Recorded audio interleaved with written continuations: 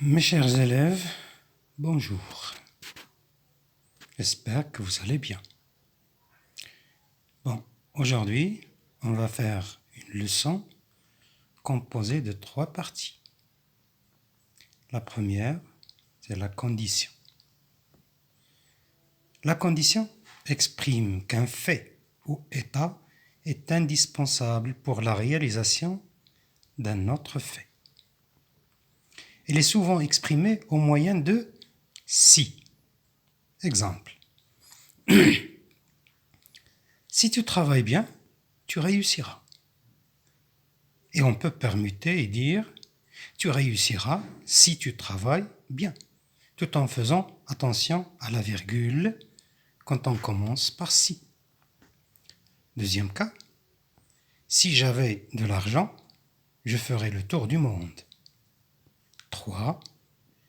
Tu aurais obtenu une bonne note si tu avais fait des efforts. Donc la condition dans ces 3 phrases est exprimée à l'aide de 1. Si plus présent, plus un présent, souvent un futur ou un impératif. Deuxième cas, si plus un parfait qui donne conditionnel présent. Troisième cas, si plus que parfait donne conditionnel passé. Et on peut permuter, toujours. Donc, le si qui est souvent utilisé peut être remplacé par d'autres expressions. Par exemple, si peut être remplacé par à condition de plus infinitif. Je passerai te voir à condition d'avoir du temps. Si est remplacé par à condition que, pour peu que, pourvu que, et d'autres expressions, bien sûr, et plus elles sont suivies d'un subjonctif. Pour peu qu'il fasse beau, nous irons nous promener.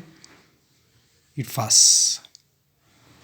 Si peut être remplacé par au cas où, ou dans le cas où, plus inconditionnel.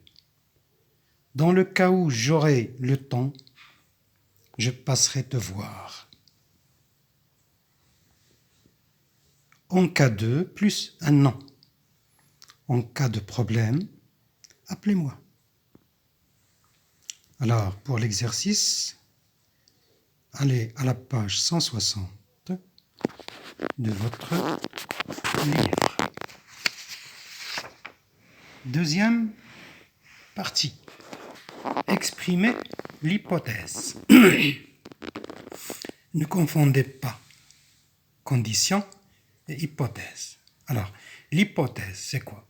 C'est une explication qui est présentée comme possible, comme probable, pour déterminer les causes d'un fait. Seulement celui qui l'émet, qui parle, n'est pas sûr.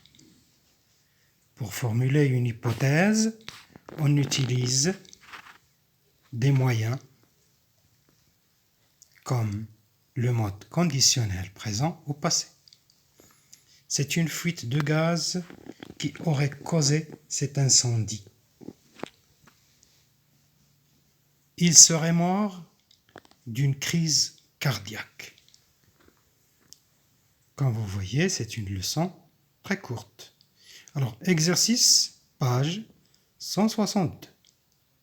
Troisième partie, raisonner à partir d'une hypothèse. On a une hypothèse et on veut raisonner. Raisonner, c'est quoi? C'est utiliser sa raison pour démontrer quelque chose ou bien pour juger. Raisonner, c'est réfléchir, en quelque sorte. Pour raisonner à partir d'une hypothèse, on adopte un schéma qui est le suivant. Première partie, on expose les faits. On donne les faits dont on est sûr, le lieu, la date, les personnes, les personnages, etc. 2. On avance des hypothèses. 3 ou 4 hypothèses selon la police, selon les témoins, selon des gens, etc. Et on retient une de ces hypothèses qu'on a avancée. Et qu'est-ce qu'on fait? On la développe.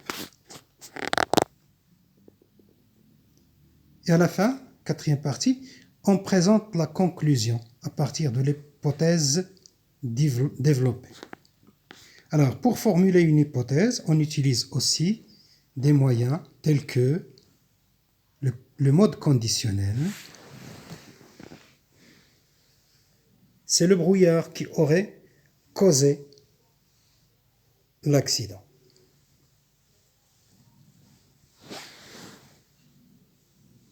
Des expressions qui traduisent l'incertitude, des choses dont on n'est pas sûr.